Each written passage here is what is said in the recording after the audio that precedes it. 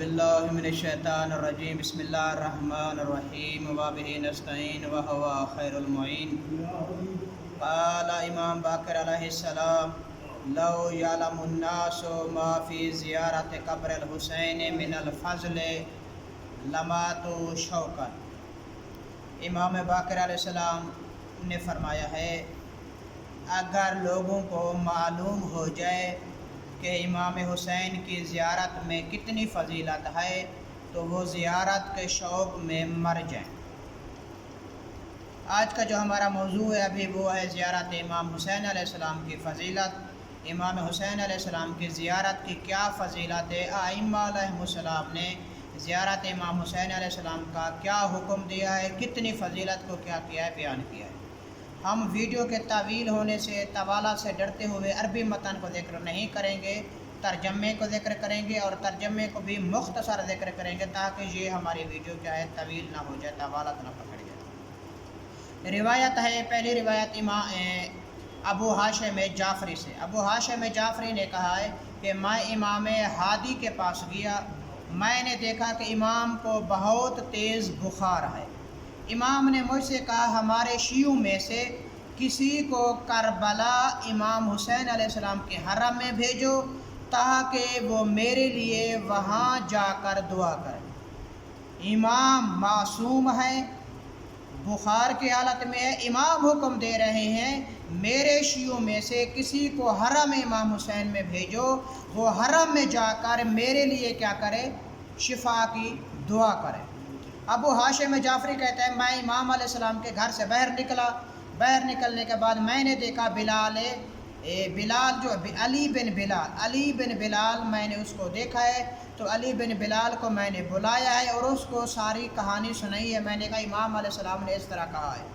علی بن بلال نے کہا ہے امام کا حکم سر آنکھوں پہ، میں اس حکم کی اطاعت کرتا ہوں، لیکن پھر بھی میں یہ عرض کرنا چاہتا ہوں حرم سے امام ہادی علیہ السلام افضل ہے، کیونکہ جس طرح امام حسین علیہ السلام معصوم ہے اسی طرح امام ہادی بھی معصوم ہے۔ حرم سے امام ہادی علیہ السلام کیا ہے، افضل ہے۔ اور دوسری بات میں جا کر امام ہادی علیہ السلام سے کے بارے شفاعت کی دعا کرو حرم میں، تو بہتر ہے امام خود معصوم اپنے لیے یہاں بیٹھ کے دعا کرے شفا کی۔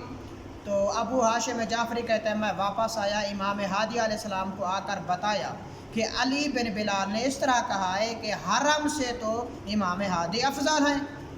تو امام ہادی علیہ السلام نے مسکرا کے فرمایا بیت اللہ اور حجر الاسود سے رسول اسلام افضل تھے، بیت اللہ سے افضل تھے، اس کے باوجود بھی رسول اسلام بیت اللہ کا طواف کرتے تھے اور دعا کرتے تھے۔ حجر الاسود سے رسول اسلام افضل تھے، پھر بھی حجر الاسود کا بوسہ لیتے تھے اور اللہ کا رسول کیا کرتے تھے، دعا کرتے تھے۔ پس اللہ کے ہاں چند ایسے مقامات ہیں جو اللہ چاہتا ہے ان مقامات پہ جا کر میری بارگاہ میں دعا کرے تو اللہ تعالیٰ کیا کرتا ہے، وہ دعا قبول کرتا ہے۔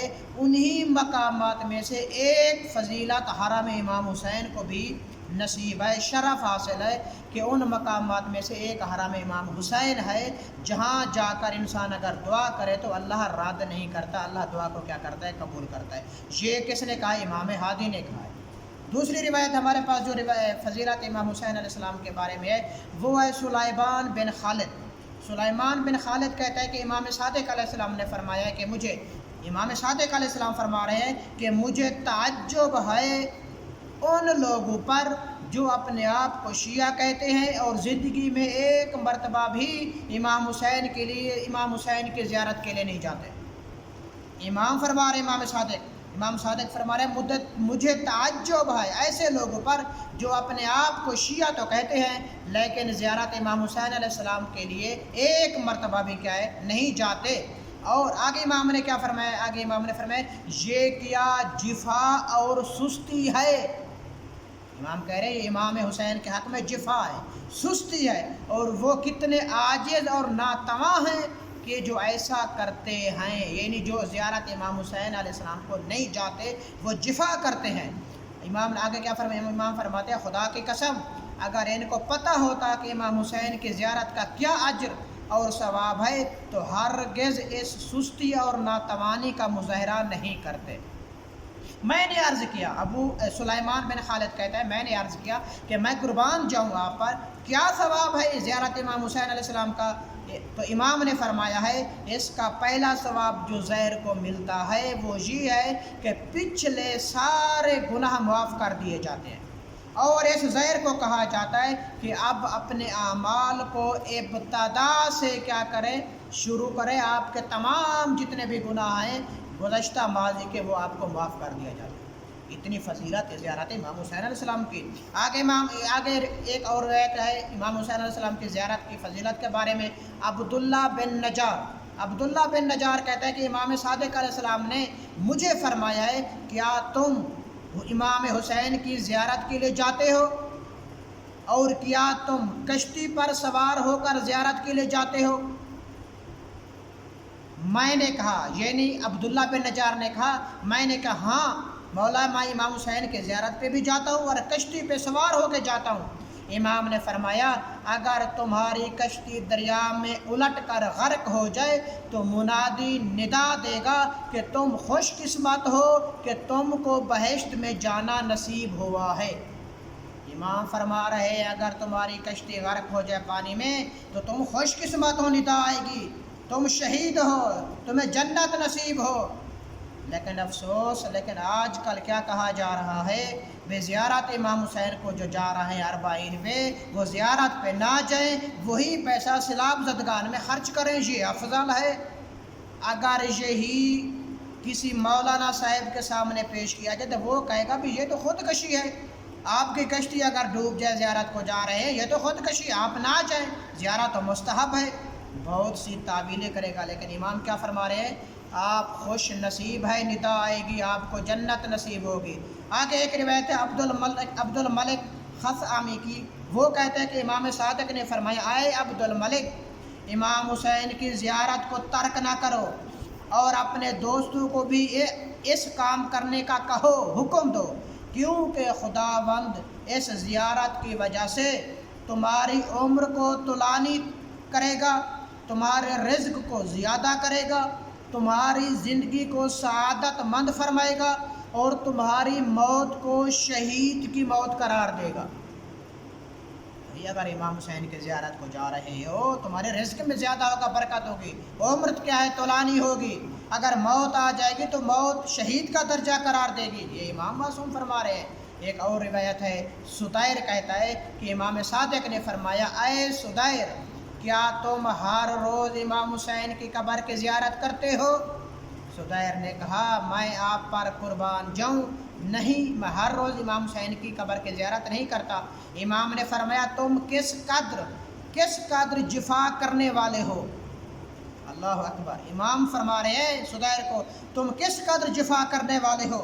پھر فرمایا، یعنی امام نے فرمایا کیا ہفتے میں ایک مرتبہ زیارت کرتے ہو؟ سدیر نے کہا نہیں مولا۔ فرمایا ہر مہینے میں ایک مرتبہ زیارت کرتے ہو؟ سدیر نے کہا نہیں مولا۔ امام نے فرمایا ہر سال میں ایک مرتبہ زیارت کرتے ہو؟ سدیر نے کہا ہاں مولا، کبھی سال میں ایک مرتبہ زیارت کے لیے چلا جاتا ہوں۔ امام نے فرمایا اے سدیر، تم کس قدر امام حسین پر جفا کرتے ہو، کیا تم نہیں جانتے کہ خداوند کے 2000 غبار آلود فرشتے جو امام حسین پر گریا کرتے ہیں اور کبھی تھکاوٹ بھی محسوس نہیں کرتے؟ اے سدیر، تم بھی کم از کم ہر ہفتے میں 5 مرتبہ، ہر روز 1 مرتبہ امام حسین کی زیارت کیا کرو۔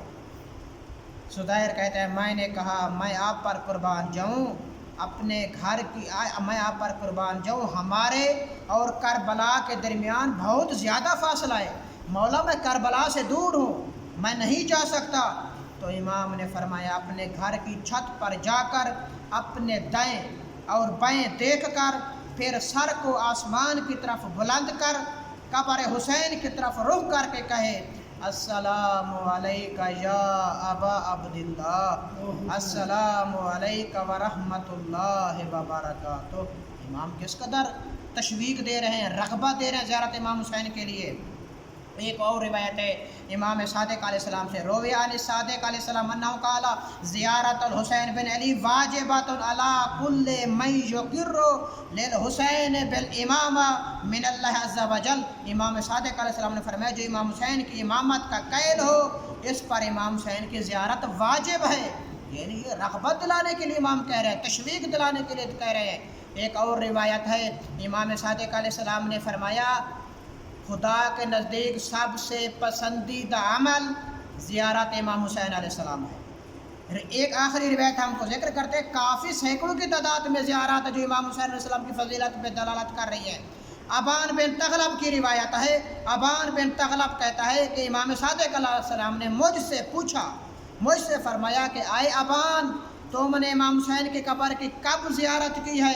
ابان نے کہا اے رسول خدا کے بیٹے میں نے ابھی تک امام حسین کی قبر کی زیارت نہیں کی۔